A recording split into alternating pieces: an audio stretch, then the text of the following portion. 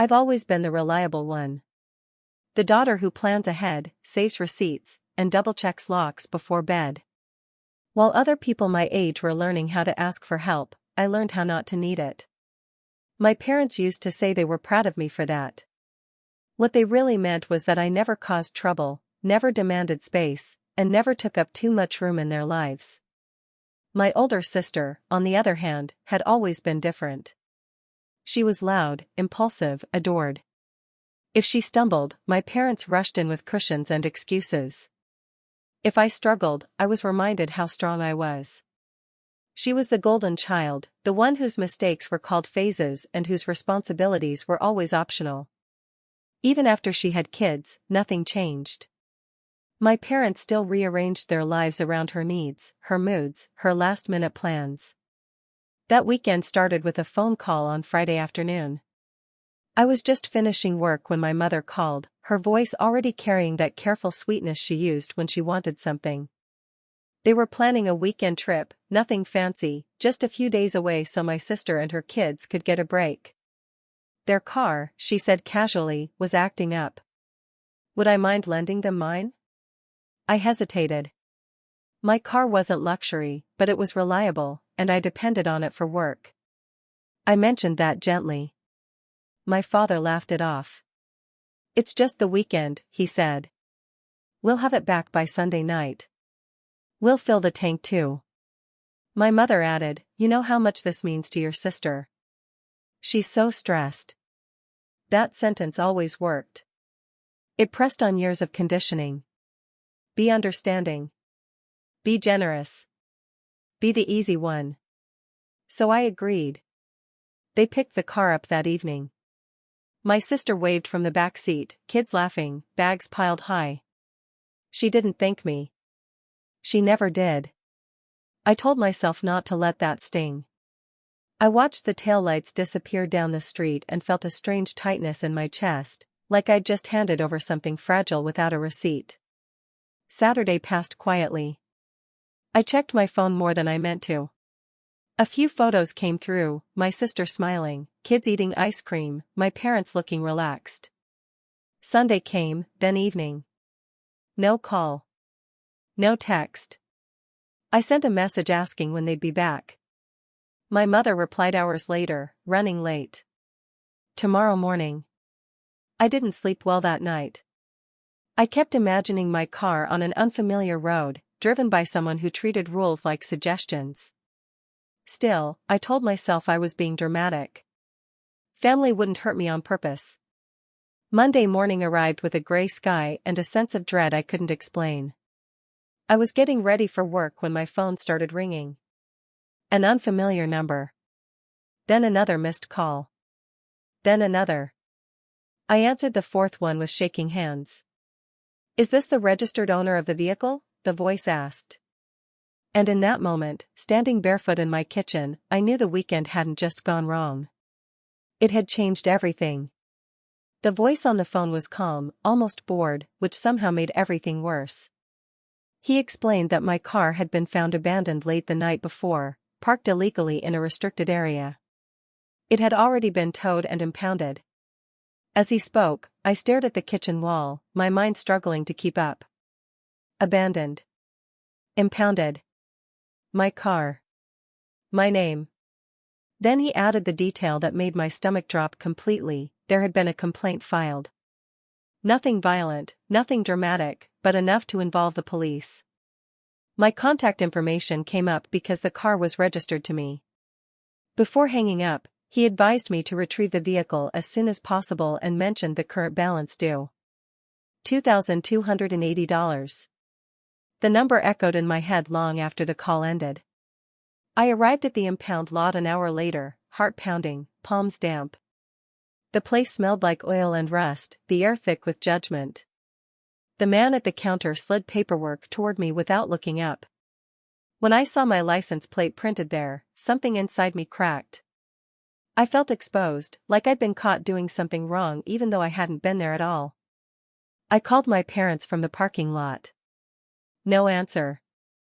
I called again. Straight to voicemail. My sister didn't pick up either. I stood there between rows of dented cars and thought about how easily responsibility had landed on me, how quickly everyone else had vanished. When my parents finally called back, it was my mother. She sounded tired, not worried. I told her what had happened, my voice shaking despite my efforts to keep it steady. There was a pause on the line, then a sigh. "Oh," she said. "That." She explained it like it was a misunderstanding. My sister had parked somewhere she shouldn't have. The kids were restless. They didn't see the notices on the windshield. They assumed it would be fine overnight. By morning, the car was gone. I asked why no one had told me. Another sigh. "We didn't want to stress you out." That's when anger finally bubbled up through the fear. I told her about the bill, about the police call, about standing in an impound lot being judged for choices I never made. She went quiet, then said the words that would replay in my head for weeks. "Well, you are the owner." When I confronted them in person that evening, the house felt smaller than I remembered. My father leaned against the counter, arms crossed. My sister sat on the couch scrolling her phone, barely looking up. I laid the paperwork on the table, the total circled in red. They didn't apologize. Instead, they explained. They minimized. They reminded me how expensive things were for my sister, how hard motherhood was, how family helped family. My father suggested I put the bill on a credit card. My mother asked if I could handle it for now and they'd figure something out later. My sister finally looked up and said, "It was just bad luck." That was the moment something shifted inside me. Not loudly. Not dramatically. Just a quiet, devastating clarity. I realized they didn't see this as something done to me. They saw it as something for me to fix. I nodded. I stopped arguing. I gathered the papers and left without another word. As I walked to the door, my mother called after me, "Don't be like this." But I already was. And I was done being the one who paid for everyone else's mistakes. I didn't cry when I got home. That surprised me. I sat on the edge of my bed, the impound paperwork folded neatly in my bag, and felt something settle over me, cold, steady, and clear. I'd cried enough in my life over being overlooked, over being expected to absorb damage quietly. This time, tears felt like wasted energy. Instead, I became very still. For the first time, I stopped trying to convince my parents that I'd been wronged. I stopped replaying conversations in my head, searching for better words, softer tones, different versions of myself that might finally make them understand. Understanding, I realized, had never been the problem. Convenience was. I opened my laptop and began collecting facts. Not emotions. Facts. I pulled up my phone records and saved screenshots of missed calls, timestamps, unanswered messages. I printed the police report. I highlighted the line that stated the vehicle had been driven and abandoned by someone other than the registered owner. I photographed the towing receipt, the storage fees increasing by the day. Every piece of paper felt like a small reclaiming of power. As I worked, memories surfaced uninvited. Being the kid who stayed home so my sister could go out. Being told, "You'll understand when you're older." Being praised for being low maintenance, like that was a virtue instead of a warning sign. I saw how often I had been positioned as the solution, never the priority. My parents kept calling. At first, I let the phone ring. Then the messages started. My mother accused me of being distant. My father warned me not to create unnecessary drama. My sister sent a single text, "This is getting blown out of proportion." I didn't reply. Instead, I called my insurance company and told the truth. Every detail. I called the impound office and asked about procedures, about responsibility, about documentation. I spoke to a friend who worked in legal administration, carefully avoiding emotional language, sticking to timelines and names. Each conversation stripped away a little more of the fear that had been gripping my chest since Monday morning. That fear had never really been about the money. It was about standing alone. About finally seeing that the people I'd protected for years wouldn't step in front of a moving car for me, especially not the one they'd wrecked. By midweek, my parents' tone changed. The guilt trip sharpened. My mother cried on the phone, saying she didn't raise me to be so cold. My father implied I was threatening the family's unity. They framed my silence as cruelty, my boundaries as punishment.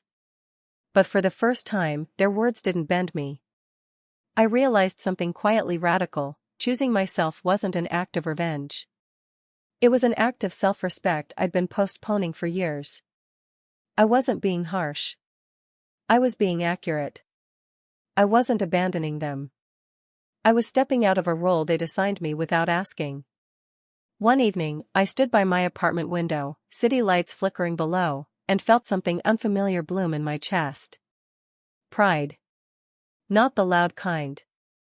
The kind that comes from not backing down when every old instinct tells you to apologize for existing. I didn't know yet how this would end. I only knew one thing with certainty. I would not pay for this in silence. Not anymore. The consequences didn't arrive with shouting or slammed doors. They came quietly, wrapped in official language and overdue notices, unfolding exactly as they were meant to. By the end of the week, the impound office had finished its review. The police report was clear. The insurance company was firm. I was not liable for what had been done without my consent. The bill didn't disappear, but it moved. My parents were contacted as the ones who had borrowed the car. My sister's name surfaced in the process, tied neatly to the timeline and witness statements. Suddenly, the problem was no longer something they could slide back across the table to me. It was theirs, stamped and dated and unavoidable. The first call from my mother came late that night.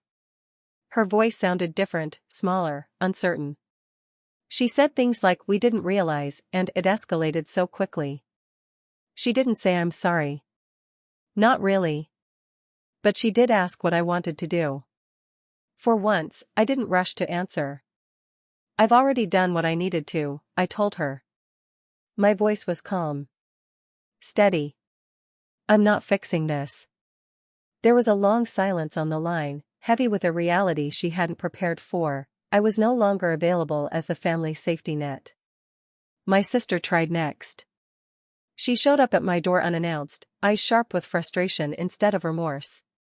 She accused me of embarrassing her, of going too far, of making things difficult for everyone. I listened without interrupting, something I'd learned to do well over the years. When she finished, I said, "You took my car. You left it. You never called me. This is the result." She stared at me like she didn't recognize me. Maybe she didn't. I wasn't playing my old role anymore. The final conversation with my parents happened over dinner a week later. The table felt unfamiliar, like a stage where a play had ended but the actors were still standing in place. They talked about stress, about misunderstandings, about how families make mistakes. I let them talk. When they were done, I set my boundary clearly and without anger. "I love you," I said. "But I won't be lending my car again. And I won't be taking responsibility for choices I didn't make." No one argued. That was new. In the weeks that followed, my life grew quieter and lighter. I retrieved my car, paid only what was legally mine, and began saving for a replacement on my own terms. I spent weekends with friends who didn't expect me to disappear for their convenience. I slept better. I breathed deeper. The revenge, I realized, wasn't watching anyone struggle. It wasn't seeing guilt or panic in their eyes. It was the moment they stopped assuming I'd clean up after them. It was walking away with my dignity intact, my boundaries respected, and my future no longer tied to their approval. I didn't punish them. I simply chose myself. And for the first time in my life, that choice felt powerful enough to change everything.